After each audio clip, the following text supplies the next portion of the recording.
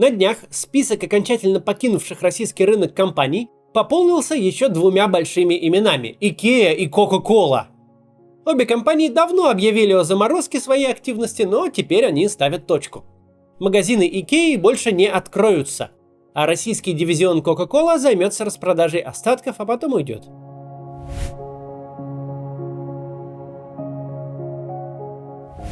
Сейчас мы переживаем довольно интересный момент. Первые недели войны ознаменовались тем, что буквально каждый день еще 1, 2, 3, 10 больших западных компаний заявляли о приостановке, сокращении, оптимизации своих операций в России. По интернету распространялись целые простыни логотипов, которые больше не будут доступны россиянам. Всех изумляло, что частные компании в вопросе санкций бегут далеко впереди государств. А потом вроде как ничего не произошло. С одной стороны, есть громкие заявления, с другой почти все плюс-минус работают. Товары есть на полках, все как будто бы по-прежнему и ничего не случилось. И действительно, сотрудники приостановивших работу предприятий получают зарплату, сами предприятия платят за аренду, никто не снимает вывесок, не вывозит товарные остатки. Заглянув в одно из окон какого-нибудь H&M, вы обнаруживали залы, забитые аккуратно прикрытые чехлами одеждой, и выглядело все так, будто все это закрылось просто на выходной. Как будто уже завтра двери снова откроются, как будто ничего не случилось. Сторонники санкций тут же принялись обвинять западный бизнес в лицемерии. Дескать, он хочет пережить горячую пору и вернуться на рынок.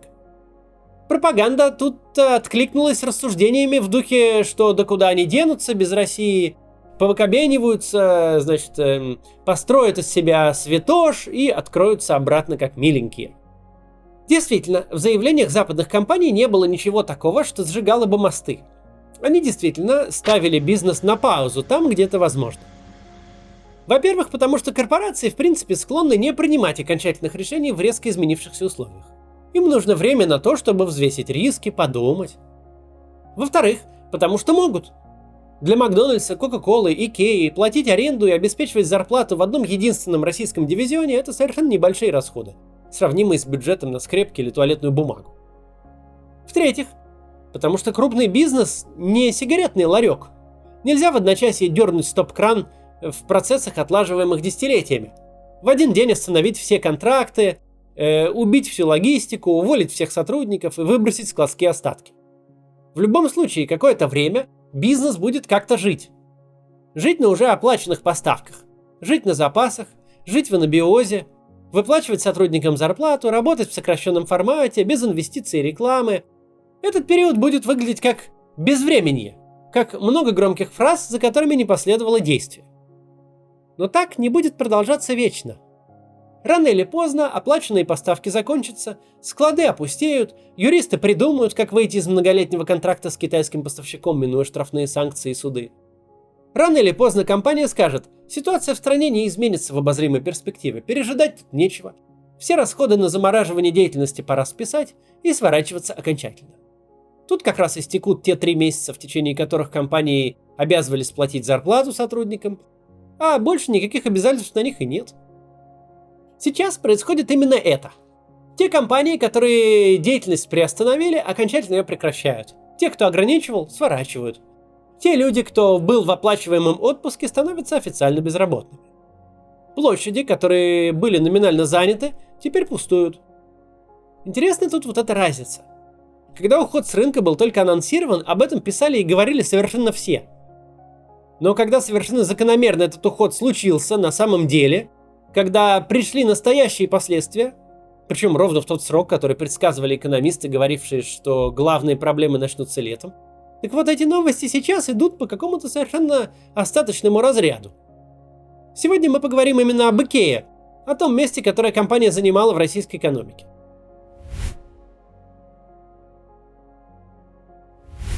IKEA – символическая для России компания и не менее символическая, чем Макдональдс. Но если Макдональдс – это символ падения железного занавеса, то IKEA – символ рождения общества потребления. IKEA пришла в Россию в очень показательный момент, аккуратно на рубеже 90-х и нулевых годов. Она обозначала конец того общества, которое лихорадочно пыталось просто наесться после 70-летнего перерыва. И начало потребительского бума, стремительного приближения бытовых условий городского жителя России к западным стандартам. Икея принесла с собой не просто модную и современную мебель, но тот формат торговли, который не мог существовать в России всего за несколько лет до марта 2000 года. Икея пришла в Россию с так называемыми бигбоксами, огромными торговыми центрами на окраинах больших городов, которые, безумно размножившись за грядущие десятилетия, станут его монументальным воплощением, буквально памятниками эпохи потребления, когда постсоветский человек понял, что может себе позволить не только что-то съедобное. Если задуматься, то действительно сам по себе такой формат торговли в России просто не мог возникнуть раньше. Да, 90-е годы — это время, когда автомобиль постепенно теряет культовый статус, и крупные города довольно быстро наполняются личными автомобилями. Но все еще не существует никакого массового кредитования. На машину по-прежнему нужно долго и упорно копить. Автомобиль к концу 90-х уже не роскошь, но пока не часть образа жизни. Он все еще признак достатка. Даже слово «пробка» в дорожном, а не в бутылочном значении еще только начинает мигрировать из западных фильмов в русский язык. Понятное дело, что формат магазина, куда заведомо нельзя прийти пешком, который весь выстроен на том, что семья на выходных приезжает в него на машине, в постсоветский мир мог попасть только извне. Именно, кстати, из-за новизны такой концепции и явной неуверенности компании в том, что кто-то готов ездить за город в мебельный магазин, в России появился дочерний бренд «Мега», которого нет больше вообще нигде. Икея грамотно рассудила, что привлечь покупателей будет намного проще, если пристроить к своему мебельному магазину еще сколько-то десятков тысяч квадратных метров магазинов, торговых площадей.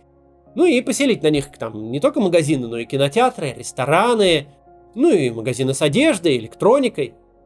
Уход Икеи особенно показателен на фоне того, как эта компания приходила в нашу страну.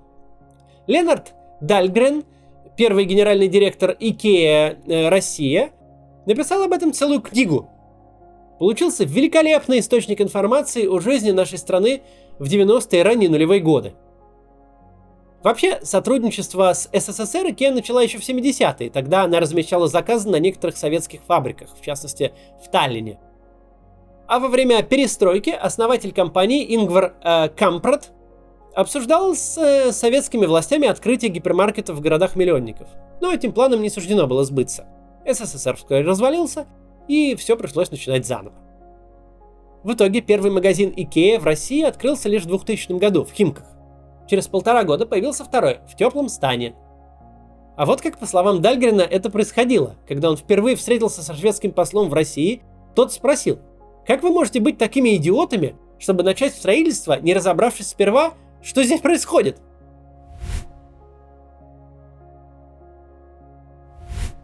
Проблема была в неизменном принципе Икеи – не давать взяток чиновникам.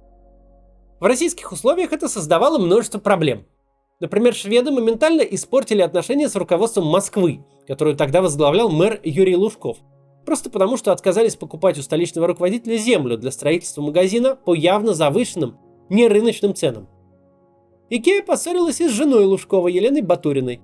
Та во время переговоров заявила, что если компания собирается закупать продукцию ее предприятий, то должна делать это на ее условиях. Конечно же, абсолютно неприемлемых.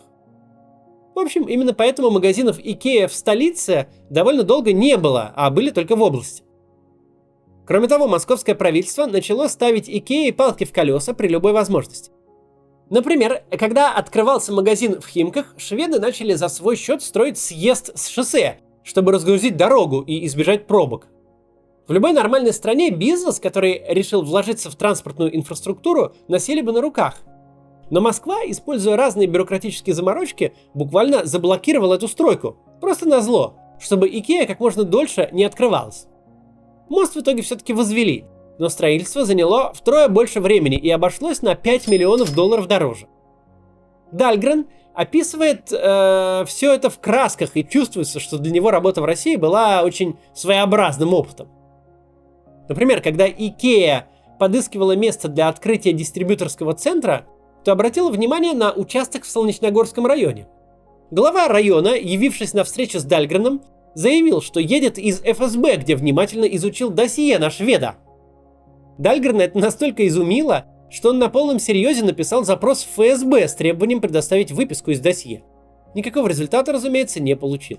По словам гендиректора Икеи, в компании работало множество внедренных сотрудников спецслужб. Он знал о них, но не видел смысла принимать никаких мер, потому что считал, что ему нечего скрывать. А вот еще одна интересная история про Путина. Дальгрен горел идеей организовать встречу российского президента с основателем IKEA Ингваром Кампрадом. Но максимальный уровень, до которого им удалось подняться, тогдашний вице-премьер Александр Жуков. Он несколько раз общался с Кампрадом и однажды пригласил еще каких-то людей, которые озвучили ценник. 5-10 миллионов долларов, и будет встреча с Путиным. Дальнейшего развития эта тема почему-то не получила. Путин так и не встретился с руководством IKEA. Проблемы с силовиками и чиновниками были в Екатеринбурге, в Самаре и Уфе. Но позиция компании не менялась, никаких взяток. В 2010-м директора IKEA по Центральной и Восточной Европе уволили за то, что на строительстве торгового центра в Санкт-Петербурге один из подрядчиков, то есть даже не сама IKEA, давал взятки электрикам за оформление документов. Вот такие препятствия и проблемы приходилось преодолевать шведам, чтобы зайти в Россию. Настолько перспективным они считали нашу страну и наш рынок. Они умудрились открыть здесь 17 огромных магазинов, не давая никаких взяток. Россия вообще уникальный рынок для IKEA. Как я уже говорил, здесь у нее не только свои магазины, но еще и торговые центры Мега. В них IKEA сдает в аренду площади, на чем зарабатывает по $1 миллиард в год. Что будет с этими центрами, неизвестно. Они выставлены на продажу. Но в текущих условиях, когда многие бренды из России ушли, когда фактически закрылись кинотеатры и даже Макдональдс превратился в вкусно и точка, не очень понятно, за счет чего будут выживать гигантские молы. Также у IKEA в России 4 завода. Фабрика в деревне Подберезье под Великим Новгородом на момент открытия в 2016 году была крупнейшим мебельным производством в России. В нее шведы вложили 50 миллионов евро. Тихвин – город в 200 километрах от Санкт-Петербурга. В нем живет примерно 50 тысяч человек. На заводе IKEA работало около 1000 сотрудников. Для такого небольшого города закрытие производства, работавшего с 2002 года, это просто трагедия. Вообще, в российской IKEA работали 15 тысяч человек. Им будут платить зарплату до сентября, а после – увольнение по соглашению сторон с выплатой компенсации. Если выход Макдональдса символически подводил черту под историей той России, которая избавилась от изоляции и открылась миру, то уход IKEA – это, безусловно, черта под точными нулевыми. Черта под тем временем, которое началось при позднем Ельцине, сразу после кризиса 1998 года, и вполне расцвело при раннем Путине. Временем, когда удачные рыночные реформы и взлет цен на энергоносители впервые в истории дали русскому человеку возможность не выживать в непрерывных поисках то еды, то денег на нее, а жить. Жить в красивой квартире, обставленной современной мебелью, купить эту мебель в большом и красивом магазине, жить и потреблять так, как его родители, прикрывавшие старым шкафом дыру в обоях, не могли даже мечтать. IKEA открыла собой эпоху, когда вещи – это просто вещи. Их не нужно чрезмерно оберегать и бесконечно чинить, аккуратно перевозить при каждом переезде, чтобы, не дай бог, не сломались. Их может позволить себе каждый работающий горожанин. Позволить не то, на что с трудом накопил, не то, что досталось в длинной очереди, а то, что нравится. Не нужно быть партийным номенклатурщиком, олигархом или бандитом, чтобы жить в комфорте. Чтобы твоя квартира была похожа на жилье из западного фильма. Ты просто можешь это себе позволить, просто поехать в IKEA и купить, и даже не особенно заметишь. Наконец, IKEA – символ того, что постсоветский человек, по которому 20 век проехался как ни по какому другому, может наконец просто пожить по-человечески. Без глобального переустройства мира, без ностальгии, без гибели за родину и прочей чепухи, которая слишком дорого стоила нашему народу. Стать нормальным обывателем, обычным человеком, со свежей и симпатичной кухней, где лежат продукты хорошего качества. Продукты эти не последние, и ради них не пришлось в 6 утра занимать очередь у магазина.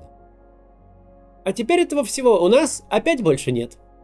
А есть безумная и бессмысленная война, которая была ни зачем не нужна, на которой нельзя победить, нельзя ничего добиться, а можно только на время испортить жизнь соседу. убить и покалечить украинцев, разрушить их города, ценой жизни и здоровья десятков тысяч наших солдат и ценой ухудшения качества жизни миллионов наших сограждан. Такая вот мудрая политика Владимира Путина. До завтра.